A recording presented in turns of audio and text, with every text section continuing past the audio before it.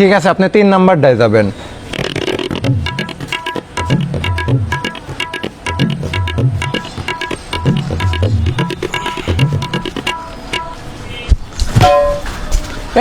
ভাই এদিকে আসেন, এদিকে আসেন। আরে ভাই কি হয়েছে? কি হয়েছে মানে আপনি পকাত করে এদিকে আমার কোণে ঢুকে যাচ্ছিলেন। এটা পাবলিক টয়লেট না? হ্যাঁ। তে পাবলিক টয়লেটে মানুষ কি করতে যায়? পাবলিক টয়লেটে তো মানুষ মেলা কিছু করতে যায়, আপনি কি করতে যাচ্ছিলেন?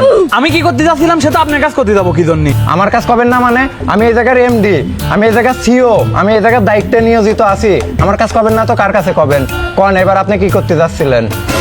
আমি ভাই হাঁটতে যাচ্ছিলাম। এই যে আপনি পকাত করে হাঁকতে যাচ্ছিলেন, এই জায়গার নিয়ম কানুন আপনি কিছু জানেন? এই জায়গায় যে হাঁকতে 20 টাকা লাগে, আপনি কি জানেন এটা? এনে নিয়ম কানুন আছে? কি নিয়ম কানুন? কি নিয়ম কানুন মানে? এই জায়গা অনেক নিয়ম কানুন আছে, তার মধ্যে মনে করেন আপনি যদি মোতেন তাহলে পরে 5 টাকা, আর যদি হাগেন তাহলে 10 টাকা, আর হাঁকতে যায় যদি জোরে পাদ মারেন তাহলে 50 টাকা। কে? হাঁটতে যা জোরে পাত মারলি পরে 50 টাকা কি জন্য?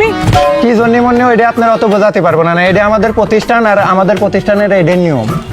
তে বুঝলাম যে মূর্তি গেলি পরে 5 টাকা, হাঁকতে গেলি পরে 10 টাকা। তে কেউ যদি মূর্তি যার নাম করে যায় হাগে, এটা আপনি টের পাবেন কেমন? আরে ভাই ভিতরে সিসি ক্যামেরা দেয়া আছে। পাবলিক টয়লেটে সিসি ক্যামেরা লাগাইছেন? হ্যাঁ, এটা আমাদের প্রতিষ্ঠান, এটা আমাদের নিয়ম। আচ্ছা বুঝলাম। এবার কেউ যদি হাঁকতে যা জোরে পাত মারে, এটা আপনারা টের পাবেন কেমন? এই যে ভাই আমাদের স্পিকার রয়েছে এই জায়গা, কেউ ভিতরেতে যদি জোরে পাদ মারে তাহলে এই স্পিকারে বাজে ওঠে। এই যে 3 নাম্বার বাথরুমে যে ছিল সে পাদ মারেছে, ওনার অলরেডি জরিমানা হয়ে গেছে 50 টাকা। ठीक है। খুব সাংঘাতিক বিষয় ভাই। এই তো ভাই আপনার 200 টাকা জরিমানা হয়ে গেছে, দেন টাকা দেন।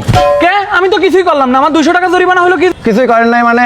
এটা আপনি প্রতিষ্ঠানের বাইরে পাঠাচ্ছেন, এটা আপনি মানে কি যেন বলে পরিবেশ নষ্ট করেছেন আপনি, এটার জন্য আপনার দেয়া লাগবে 200 টাকা জরিমানা দেয়া লাগবে আপনার।